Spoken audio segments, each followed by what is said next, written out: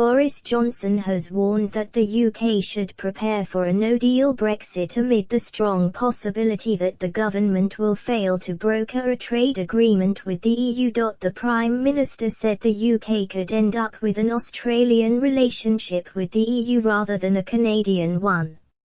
Australia does not have a trade deal with Europe.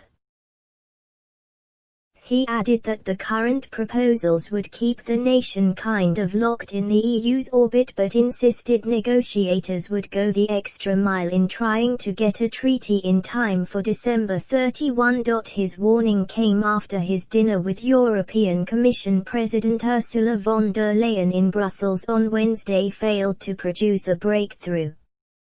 The two leaders agreed that a decision on the future of the negotiations will be taken by the end of Sunday.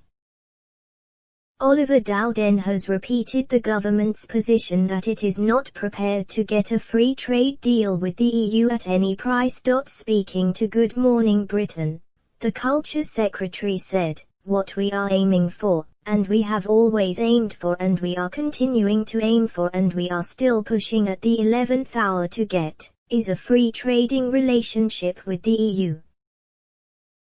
It would be in both sides' best interest. They export huge amounts to us, we export huge amounts to them. We should have a free trade deal just as the EU does with Canada and elsewhere."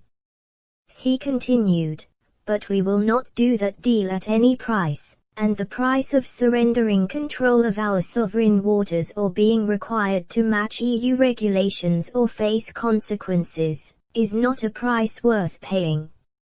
Oliver Dowden has said he does not accept predictions by Tesco that no deal will see prices on EU goods rise by 3% to 5%.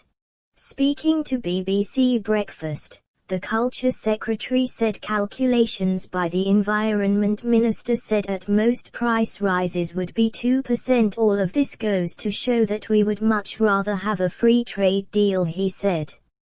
"It wouldn't just be us that would be worse off by not having a free trade deal. Exactly the same thing would apply to the Irish who export large amounts of beef to us. Or, for example, the Germans in respect of cars they send us. What we will not accept is this ratcheting up that if the EU decides to impose fresh regulations that have nothing to do with us we have to then match them or face the consequences. They don't demand that of Canada.